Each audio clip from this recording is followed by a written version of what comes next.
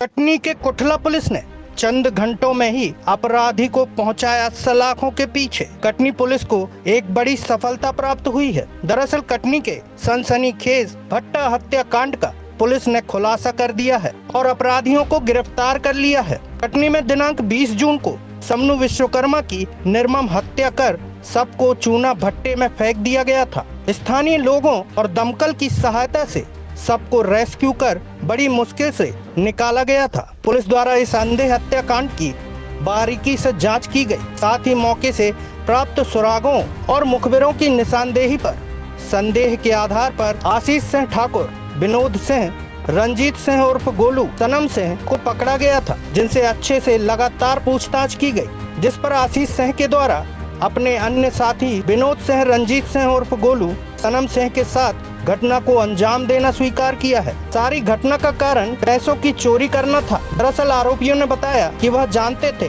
कि बुधवार के दिन मजदूरों को मजदूरी मिलती है, जिसका एक बड़ा हिस्सा गुरुवार को भी दिया जाता है। इसी वजह से उन्होंने बुधवार और गुरुवार की दरमियानी रात इस घटना को अंजाम दिया। आरोपियों की योजना के अनुसार आरोपी आशीष को ऑफिस के अंदर घुसना था। आरोपी विनोद को आशीष की मदद के लिए पहुंचाना था। वहीं अन्य दो आरोपी सनम सिंह और रंजीत सिंह उर्फ गोलू को बाहर रहकर आने जाने वाले लोगों पर नजर रखनी थी। घटना की योजना बुधवार की शाम 7 बजे रेलवे ट्रैक पर ही बन चुकी थी। आरोपियों ने एक मत होकर रात के करीब 1 बजे योजनाबद्ध तरीके से चोरी की नीयत से सिमको लाइन के ऑफिस पहुंचे, जहां आरोपी आशीष बाउंड्री को कूदकर पीछे से आया। कुछ आहट के चलते मृतक समनू विश्वकर्मा की नींद खुल गई, जिसके बाद वह ऑफिस के अंदर देखने पहुंचा। समनू को अंदर आता देख दूसरा आरोपी विनोद तक के पीछे पहुंच गया।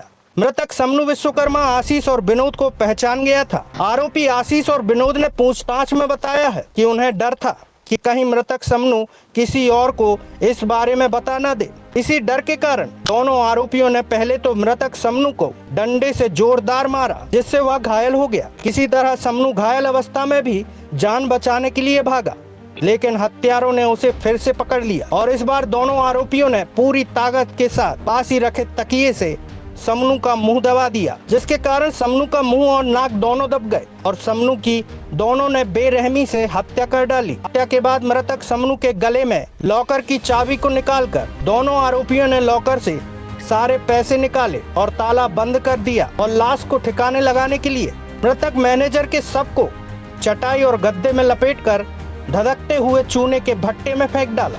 इस पूरे घटनाक्रम में एक और चौंका देने वाली बात सामने आई है। बता दें कि आरोपी आशीष और उसका दूसरा साथी आरोपी रंजीत सिंह उर्फ गोलू दोनों दोस्त नहीं बल्कि सगे भाई थे। और इससे भी बड़ी बात खुलकर ये सामने आई, इन दोनों की मां ब्रजरानी को भी इस पूरे घटनाक्रम की जानकारी पहले से ही थी, जिसके चलते धारा 120B के तहत ब्रजरानी को भी पुलिस द्वारा आरोपी बनाया गया है। फिलहाल सभी आरोपी पुलिस की हिरासत में है और उनसे तिजोरी की चाबी सहित नगद 60,000 और 20,000 रुपए जब्त कर लिए गए हैं। चलिए देखते हैं कटनी से ब्यूरो चीफ हीरा विश्वकर्मा की ये रिपोर्ट। का भतीजा है, उसने बताया कि समनू प्रसाद जो कि मैनेजर हैं उसी चूने भट्टे में, वो आए नहीं थे घर। उनसे फ़ोन पे भी उनसे चर्चा नहीं हो पा रही है और उन्होंने पुनः जब शव को बाहर निकाला गया तो थोड़ा बहुत जो कपड़ा जला हुआ था, अंडरवियर और ऐसे जो भी उसके शरीर में चीज़ें थी, उसके आधार पर उन्होंने पहचाना कि यह मृतक उसके बड़े पिताजी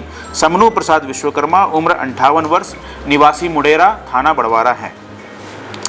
तीरथ ने यह भी बताया कि उनके बड़े पिताजी सिमको लाइम कंपनी में लगभग 25 वर्षों से कैशियर का काम करते हैं, कंपनी के ही कमरे में रहते हैं और हफ्ते में एक दिन अपने घर पे बडेरा आते हैं। और इस घटना के संबंध में तत्काल ही सूचना जो है वो डायल 100 को मिली, थाना प्रभारी को बताया गया, मुझे बताया गया, माइक 2, माइक 3 को बताया गया और उसके पश्चात पुलिस का बल वहाँ पे पहुँचा और उन्होंने पूरे घटनास्थल को, सीन ऑफ क्राइम को सील करके उसकी पूरी तफ्तीश करनी शुरू कर दी।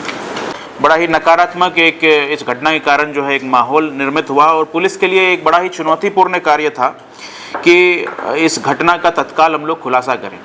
मेरे निर्देश पर अतिरिक्त पुलिस अधीक्षक डॉक्टर संतोष डेहरिया, CSP ख्याति मिश्रा, SDOP विजयरावगढ़ KP सिंह, थाना प्रभारी विजयरावगढ़ रितेश शर्मा, सबसे पहले तो मैं थाना प्रभारी कुटला का नाम लेना चाहूँगा, अभिषेक चौबे, थाना प्रभारी कैमूर अरविंद, प्रभारी साइबर सेल अयाची, चौकी प्रभारी बिलहरी गोपाल, चौकी प्रभारी बस स्टैंड अंकित, पुलिस लाइन का बल, ये सभी वहाँ पे मौके पे पहुँचे और घटना स्थल का बारीकी से निरीक्षण किया गया। इसी अनुक्रम में हमारे जो विशेषज्ञों की टीम है, जिसमें FSL की टीम जो जबलपुर से आती है, डॉग स्क्वाड, फिंगरप्रिंट की टीम और फॉरेंसिक टीम, ये सभी घटना स्थल पे पहुंच के उन्होंने मौका मुआयना किया। जो भी साक्ष्य उनको इकट्ठे करने थे, जिसकी संभावना थी उसको इकट्ठा करने का उन्होंने यत्न करके उसको इकट्ठा किया।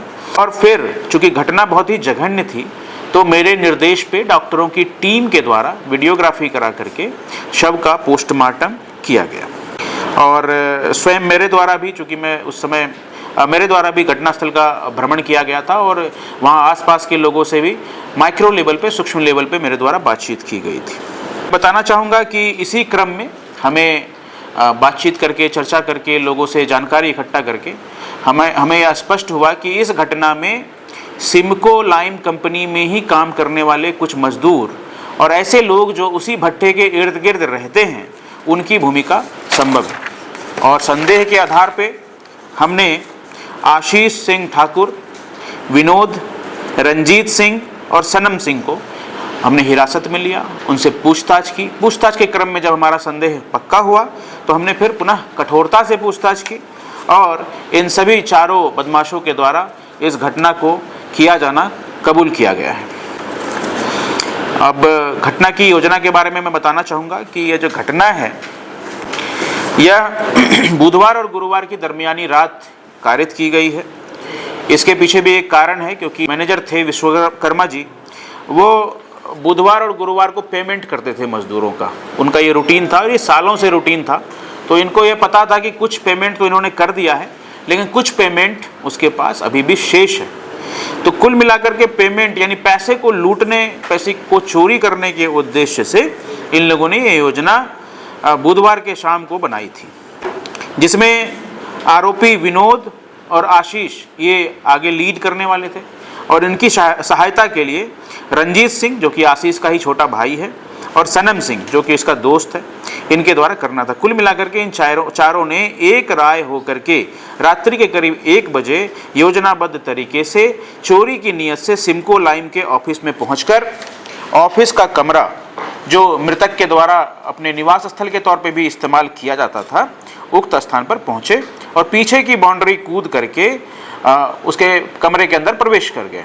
प्रवेश करने के उपरांत जब विश्वकर्मा जी को यह ज्ञात हुआ कि उसके कमरे में कोई आ गया है, तो वो तत्काल ही अंदर घुसे और तब तक इन लोगों ने उसके साथ हाथापाई शुरू कर दी और मृतक के ऊपर डंडे से निर्मम प्रहार किए।